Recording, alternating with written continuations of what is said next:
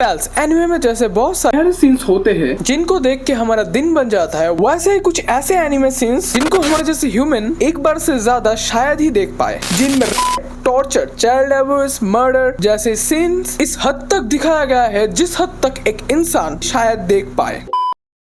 Apocalypse of डेविलमैन, ये anime के उस सीन को देखने से पहले तुमको इसकी स्टोरी के बारे में थोड़ा सा जानना पड़ेगा। फर्स्ट ऑफ ऑल, ये जो सीन आता है ये आता है इसके ओल्ड एडप्शन के ऊपर, लेकिन इसका एक नया एडप्शन है। लेकिन तुम लोगों को टेंशन करने का जरूरत नहीं है, इन दोनों का स्टोरी लाइन पूरा सेम ही है। एंड अब बात करते हैं आखिर इस सीन में होता क्या है। एक दिन इस दुनिया में क्या होता है कि डेविल सारे इंसान को प्रोजेस करके बस रहे थे, यानी कि उनको काबू कर रहे थे। ऐसे ही करते करते एक ऐसा दौर आया जिधर दो डिवाइडेड में ह्यूमन भाग हो गए, एक डेविल में और एक इंसान के दिख से। एंड ह्यूमन डेविल के साथ लड़ाई करे। उन्हीं में से हमारा मेन प्रोटैगनिस्ट अकीरा, वो भी एक डेविल है, लेकिन वो ह्यूमन के दिख से डेविल लोगों को मार रहा है, यानी कि वो ह्यूमन के दिख से लड़ रहा होता है। लेकिन उसका ये कांड देख के कुछ लोग बहुत ही ज्यादा अपसेट थे। सो वो लोग क्या करते हैं, उसके करीबी लोगों को टारगेट करते हैं। जैसे कि तुम इस सीन में देख सकते हो, अकीरा का भाई अपने भाई को टीवी में डेविल होके डेविलों को मारते हुए देख रहा है एंड वो बहुत ज्यादा घबराया हुआ है। एंड उसके भाई को डेविलों को मारते देख के उसका पैंट गिला हो जाता है एंड वो भाग के अपने बड़ी बहन को बुलाने जाता है। जैसे ही बड़ी बहन को बुलाने के लिए बाहर निकलता है, उससे पहले एक एरो आके उसके सिर को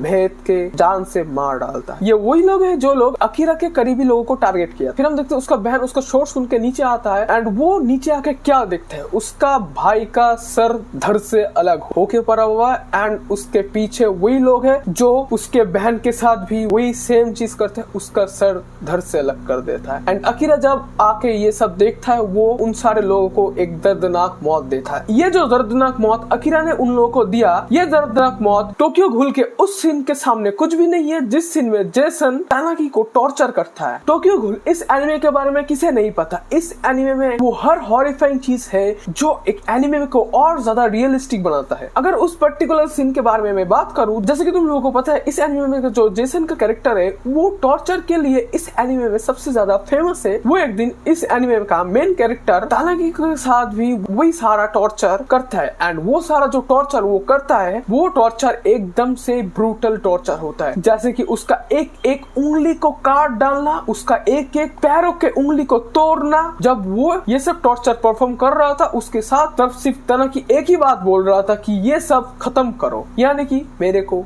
मार डालो। और ये जो सीन्स था ये व्यूअर्स के लिए बहुत ही एक ट्रॉमाटाइज वाला सीन था जो बहुत सारे व्यूअर्स शायद ही बर्दाश्त कर पाए। लेकिन हमारा जेसन उसका ये बात सुन के भी नहीं रुकता और वो नेक्स्ट लेवल जाने के लिए उसके कान के अंदर एक जिंदा कीड़ा डाल देता है, जिससे हमारा तानाकी का ब्रेन डैमेज होता है और वो अंदर से लिटरली मर जाता है और उसका फाइनली अपना ट्रू फॉर्म अनलॉक होता है एंड वो अपने ट्रू फॉर्म में आके जेसन को बुरी तरह मार डालता है। लेकिन यूकरी के साथ जो होता है, तुम लोग जो ये दोनों सीन देखा है अभी तक, इनके सामने 1% भी नहीं है जो तुम लोगों को एक नाइटमेयर देने के लिए काफी है। ये सीन है अनदर एनिमे से। अगर मैं अनदर एनिमे के बारे में थोड़ा सा बोलूं, यूमिनोमा नॉर्थ मिडिल स्कूल को लेके, जो स्कूल कर्ज है जिसमें जो लोग पढ़ते हैं वो लोग का मौत कुछ सस्पिशियस तरीके से वो लोग मर जाते हैं एंड वो लोग कैसे मरते हैं वही पता लगाता है हमारे ये दो मेन कैरेक्टर। लेकिन उसी में हमारा एक सीन है जिसमें हमको यूकरी को दिखाया जाता है जो वो रोज की तरह वो अपने क्लास कर रही होती है। फिर उसको एक कॉल आता है, कॉल में पता चलता है कि उसका माँ का बहुत ही बुरी तरह से एक्सीडेंट हो गया है। जैसे नॉर्मल लोग बिहेव करेंगे वो भी वैसे ही करते हैं। वो उस कॉल को सुन के अपने माँ के पास भाग के जाने लगती है और उस टाइम पे बाहर बहुत तेज बारिश पड़ रहा होता है। तो यूकरी ने अपना छाती अपने साथ लेती है एंड तुम जैसे इधर देख सकते हो छाती का जो ऊपर वाला पॉइंट है वो बहुत ज्यादा शार्प है। वो जैसे ही भागते भागते सीढ़ी से उतरने लगते हैं, उसका एक पैर स्लिप होता है एंड वो सीढ़ी से गिरता है और उसका जो छाती के ऊपर वाला हिस्सा था उसके ऊपर सीधा आके उसके गले के पॉइंट में जाके घुस के गले से आर पार हो जाता है। फर्स्ट ऑफ ऑल बहुत ज्यादा डिस्गस्टिंग एंड बायत एंड ब्रूटल सीन था, लेकिन ये एक और वजह से बहुत ही ज्यादा ब्रूटल सीन होता है। देखो ये जो इंसिडेंट घटा है ये हमारे रियल लाइफ में चलते फिरते कभी भी घट सकता है, इसीलिए ये सीन को और भी ज्यादा रियलिस्टिक बनाता है। ये बात रियलिस्टिक का पता नहीं, लेकिन बर्ड फोर्ट जेन में जो हुआ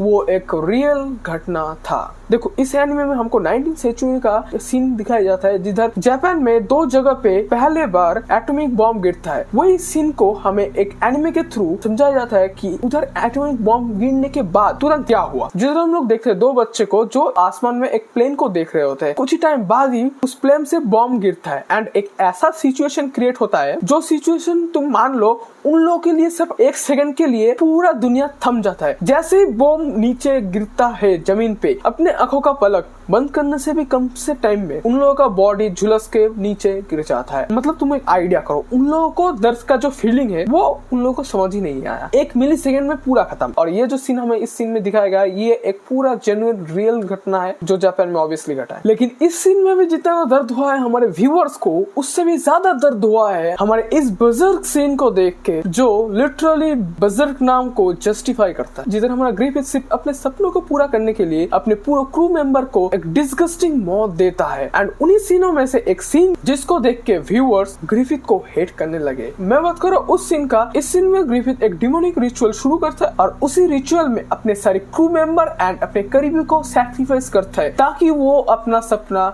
पूरा कर पाए। एंड उसका सपना क्या था? ताकि वो एक गॉड हैंड का मेंबर बन सके। एंड इसके लिए वो जो जो हरकत करता है उसी से उसका फेम्टोनम हमारे एनिमे इंडस्ट्री में सबसे डिस्गस्टिंग कैरेक्टर के नाम से जाना जाता है। जिसमें ग्रिफिथ गट्स के सामने उसका लव वन का रेप करता है। नाउ फेम्टो ने ये जानबूझ के नहीं किया है। फेम्टो ने ये किया क्योंकि उसको प्यारे दोस्त को टॉर्चर करना था तो उसने ऐसा किया। इधर एक दोस्त अपना सपना पूरा करने के लिए अपने दोस्त का लव वन के साथ ऐसा हरकत किया एंड अपने क्रू मेंबर को ब्रूटली मार डाला। यही सब रेप, टॉर्चर, मर्डर, इसी सब सीन से और भी ज्यादा बजर्ग को बिजार बनाता है। सो यही कुछ था डिस्गस्टिंग वाहियात एंड ट्रॉमाटाइज वाले सीन जो मेरे हिसाब से वन ऑफ द डिस्गस्टिंग वाहियात सीनों में से एक है। एंड तुम्हें ये सब सीन देखने में कैसा लगा? आई थिंक मुझे पता है तुम्हें भी अच्छा नहीं लगा होगा अगर तुम सहन नहीं कर पाते हो ये सब देख के। कोई ना, मैं सिर्फ एक ही बात बोलूंगा, अगर तुम नहीं देख पाते क्यूरियोसिटी के चक्कर में मत देख लेना, ठीक है? अगर तुम देख पाते हो सो अलग बात है। एंड इसी के साथ साथ वीडियो ये पर खत्म होता है। तुम्हें वीडियो कैसा लगा वो मुझे जरूर कमेंट में बोलना। और अभी तक अगर तुम लोगों ने मेरे डिस्कॉर्ड को भी ज्वाइन नहीं किया उधर भी कर लो, क्योंकि उधर तुम लोग मेरे को मांगा, मानवा एंड इस तरह के अलग अलग टॉपिक के बारे में मुझे सजेशन दे सकते हो। मुझे अगर तुम्हारा सजेशन अच्छा लगा मैं जरूर कवर करूंगा। तुम लोगों ने मेरे इंस्टाग्राम को फॉलो नहीं किया उधर भी फॉलो कर लो, क्योंकि तुम लोगों को उधर एनिमे से रिलेटेड अपडेट मिलते रहेंगे। तो बस मैं मिलता हूँ ये 2 वीडियो में जो तुम्हारे स्क्रीन के ऊपर आ रहे हैं। तब तक के लिए स्वस्थ रहो, हेल्दी खाओ एंड मौज मनाओ।